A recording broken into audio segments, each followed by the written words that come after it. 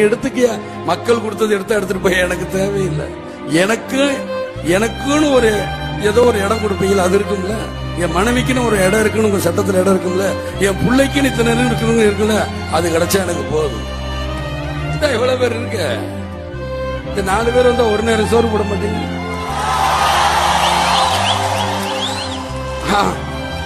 அதுலயே நம்மளுக்கு போதும், முடிஞ்சிடும். இத்தனை பேர் வீட்டுக்கு நான் போயிட்டு வரக்குள்ள முடிச்சிடும். என்னையா காசு? மாநிலத்தில் சுயாட்சி, மத்தியில் கூட்டாட்சி. மாநிலத்தில் சுயமா கொள்ளையடிச்சுக்கிறோம், மத்தியில கூட்டா கொள்ளையடிச்சுக்கிறோங்கிறார். இதைத்தான் மாநிலத்தில் சுயாட்சி, மத்தியில் கூட்டாட்சி. இங்க இருக்கிற காங்கிரஸ் கட்சி முடியாது, எங்களுக்கு பங்கு கூடுன்னு இருக்காங்க. இதுதான் சண்டை, தவிர வேற ஒன்றும் கிடையாது.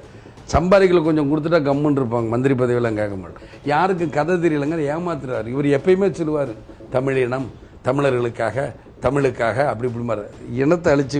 நான் கேட்கிறேன், அதுக்கப்புறம் இன்னைக்கு வரைக்கும் கூட்டணி வைக்கிறார். இவர் தான் இந்திரா காந்தி அடிச்சார், அடிச்சு பிடிச்சி சொல்லிட்டார், ரத்தமா சகப்பு கடை ரத்தம் அது பெண்களுக்கு வர வியாதி தானே எப்பயும் பழங்குற சொன்னவர் தான் இந்த சாபக்கேடான கலைஞர் அவர்கள். இன்னைக்கு இவ்வளவும் பேசுறார், கலைஞரின் வீடா தமிழ்நாடாங்கிறது தான் இன்னைக்கு நாட்டுக்கு முன்னாடி நிற்குது. ஏனென்றால் கேப்டன் இல்லாத இந்த நேரத்தில் அமைஞ்சிருக்கிறது. கேப்டன் 2016 இந்த கூட்டணி அமைய வேண்டியது. கலைஞர் ஐயா பழம் நழுவி பாலில் விழுப்போகுதுன்னு சொன்னாரு.